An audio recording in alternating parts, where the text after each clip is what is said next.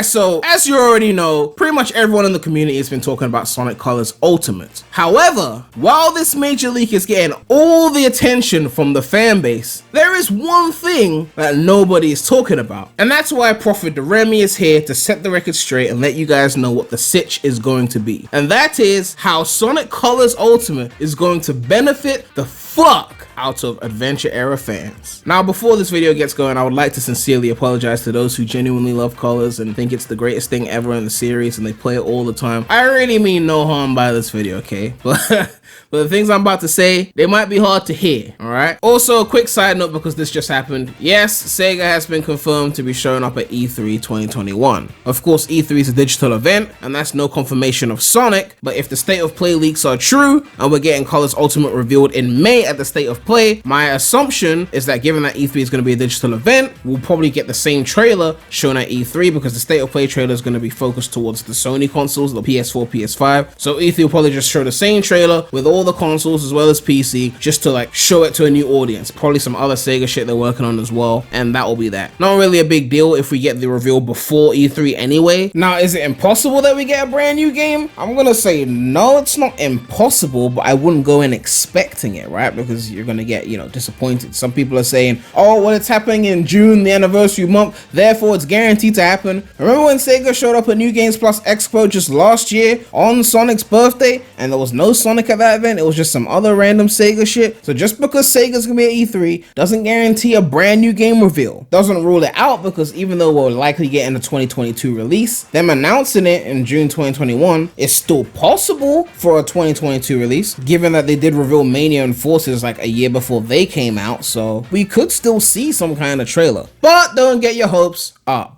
But yeah, that's my thoughts on that. So you probably at the edge of your seat thinking, okay, Prem, what the fuck are you talking about? How the fuck is Colors Ultimate going to benefit adventure era fans? Colors is like the anti-adventure, like they're like two completely separate things. And yes, that's true. But that is precisely why we're going to be experiencing a benefit. To truly explain why, we're gonna have to take it back to the 2000s with the adventure games. Now I know what you're thinking, oh, Adventure 1 came out in the 90s. Listen, we're not talking about the original games, we're talking about the re-releases. Now some of you may already know where I'm going with this, because we were pretty angry when this happened, of course. But one thing we're aware of is that reviewers' opinions towards Sonic games always seem to go down as time goes on. As someone who grew up in the adventure era, I always knew the adventure era games, even including Heroes, at least on the GameCube, I always knew them as games that were well received. Games that were like met with critical acclaim. I mean, Adventure 1 got an 8.6 from IGN and Adventure 2 got a 9.4 from IGN. So then what happened with the re-releases? They came back to the game and they just changed their mind, right? It's not exactly the same people reviewing it, but it's the same company and there's no sort of cohesion here, right? Now you could argue with Adventure that DX changed some things. Some people like to blame it all on DX. But as much as I think that argument is a bit overrated, the same cannot be said for SA2 Battle, right? Like if you look at SA1, the original game got an 8.6 from IGN, dropped to a 5.0 on DX, and then dropped to a 3.5 on the 2010 port. Now we can debate which port is better or worse, but at the end of the day, the game was still playable, it was still functional. The port shouldn't drop that much in quality in terms of ratings if it's the same game, right? Even with the shitty purple borders on the adventure ports. SA2 went from 9.4 on the Dreamcast to 6.9 on the GameCube. And while yes, the Dreamcast version had that really cool intro with the logo, which I think is better than the intro in the GameCube version personally, I still think a drop from 9.4 to 6.9 from SA2 to SA2 Battle is ludicrous, right? And the reason for that is usually because they judge the game with more modern standards and they go back harshly on it, or they just think, oh, Sonic's not as great as it used to be, and they just go back with a new lens and they change their opinions, right? I mean, Battle mostly added new content. It didn't really take anything major away. So what other reason can you think of for them lowering the score that much? Metacritic has a similar story as well. I couldn't find Sonic Adventure Dreamcast on Metacritic, but SADX on the GameCube had a 57, and then when it moved to the Xbox 360, it had a 48. Sonic Adventure 2 on the Dreamcast had an 89 on Metacritic, went to SA2 Battle, dropped to a 73, and then went to Xbox 360 and copped a 60. That's a 29-point drop just off of ports. Remember, it was a lot of time to wait for SA2 to go from GameCube to 7th gen Xbox 360 and PS3. It was literally a decade-long wait. Like, I was literally a kid when I played SA2 on the Dreamcast. It was my first Sonic game. I was like 16, 17 by the time it came out on 360 and PS3. I couldn't play it for that long. I didn't have a GameCube. My Dreamcast less broke. It was a long period of time. Opinions can change in a decade. SA2 was my first Sonic game ever, and of course, as later games came out, I was always comparing it to that which I had played before. Obviously, when I first played SA2, it would have been my favorite Sonic game because it was the only one. Then I played Heroes, realized that was the GOAT, and then that became my favorite, and I mean, it stayed that way. To this day!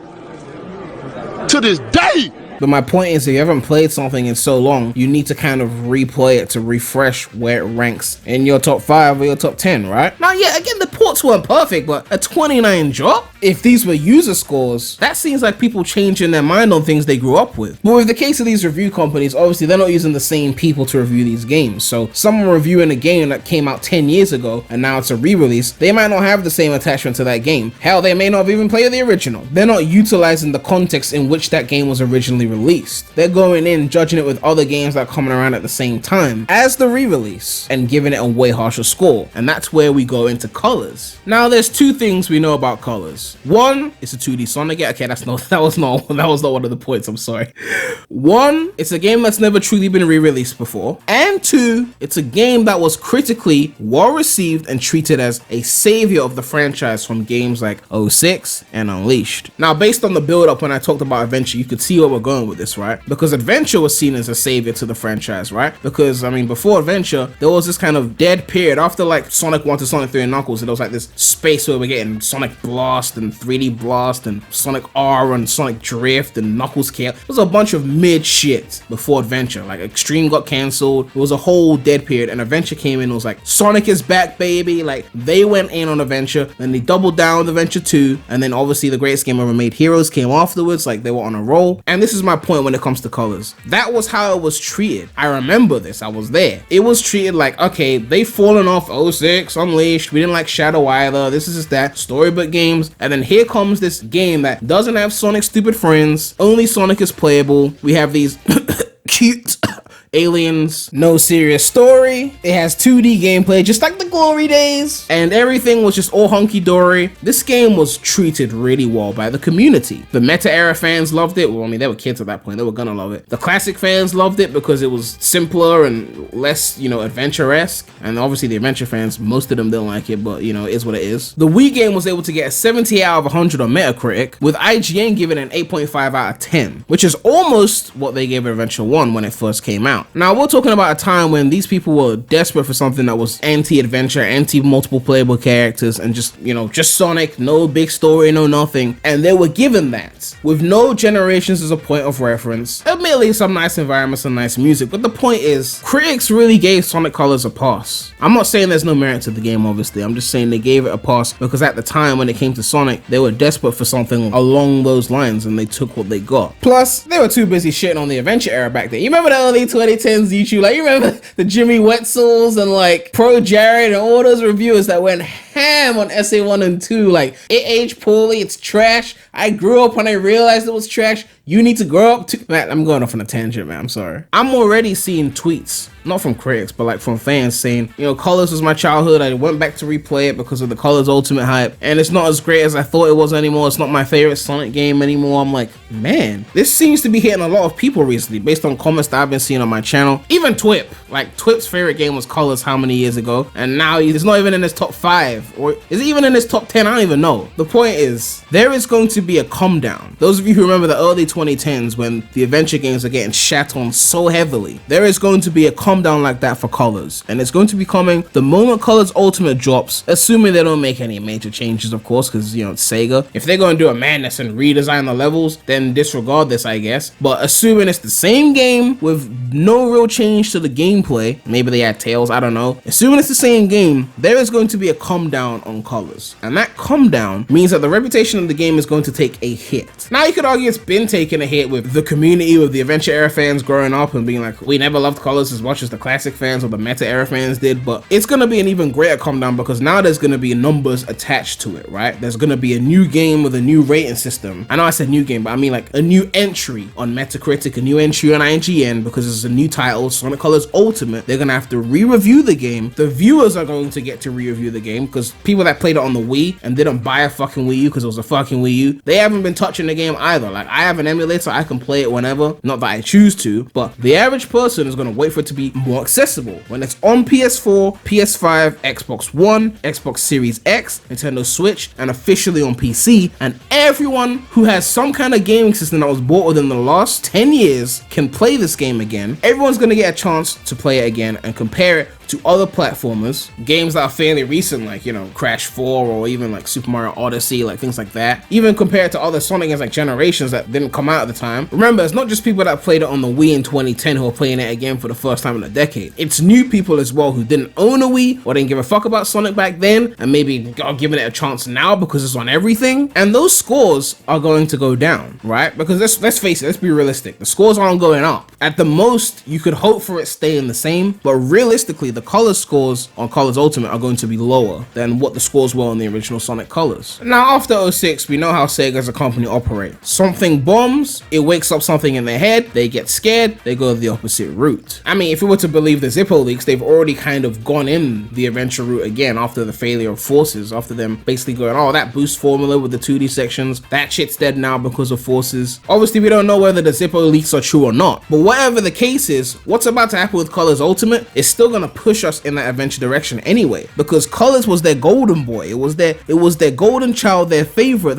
We were struggling in the 2000s, mid 2000s with the Dark Ages. Colors came in, everyone loved us again, they saved everything. They even gave Gens a high score right after. We were on a roll. Now there's no main game until 2022. Let's give them a Colors port. They deserve it. It's been on the Wii for a decade. Everyone loves Colors. Let's put it there. That's what Sega's thinking, right? They're gonna put it out. It's gonna get those lower scores. They're gonna feel the Colors calm down. They're gonna go, maybe this thing that worked in 2010 under the circumstances of that time period based on where the franchise was, maybe that's not what everyone's looking for right now. Maybe we need to go back and do something a bit different, you know? Maybe take inspiration from the adventure era and build upon it. I'm not saying go back and copy, but like build upon that formula, right? Because the adventure formula has so much room to grow. Whereas the boost, we already kind of saw its peak in Unleashed and Gens, right? Especially Unleashed. And for them to do more with the boost, it would require a budget that, quite frankly, they clearly don't have, because even those games had way less boost content, and, you know, Gens was short as a result, and Unleashed obviously had the way to make it longer. But with the adventure formula, with Sonic going slower, having that more momentum focus, and those more condensed levels that have more to do in them, there's way more room for that to grow, because they haven't tapped into that formula in 15 years. And while we've been telling Sega go back to the adventure formula, I feel like that come down of the Colors, like golden boy status, is going to nudge them in that direction very heavily. Once they see Colors Ultimate come out, and, you know, maybe some people give it high scores, but once the Metacritic comes out and it's not getting the 79s and the 78s that it was getting before, and it's now getting like 69, 68, maybe even lower, they're gonna start to go, maybe it really is time to give them something different. Again, they could have already reached that conclusion based on, you know, the fact that they got rid of Pontaff and the fact that, you know, Prime is a bit more serious apparently and things like that. Like, I made a whole video on the potential renaissance of the franchise. But if they haven't reached that point, this is definitely gonna help them reach that point. And if they have reached that point, this is only gonna make them double down. So as an adventure era fan, I know we're waiting on those remakes and, you know, for them to bring back our era and shit like that, and that fully 3D gameplay and shit like that. And Colors Ultimate just kind of feels like a, we're not looking for that. But trust, if you're an adventure era fan right now, Colors Ultimate is most likely gonna work in your favor. I mean, that doesn't affect whether we're gonna get a good adventure style game, because they can still fuck it up, but at least we know their mind is kind of being directed in the right place, right?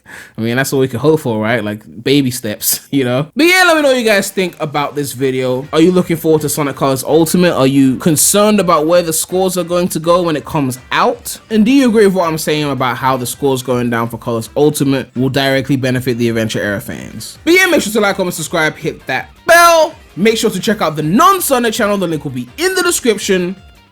But that's all I have to say right now. So, Premy out.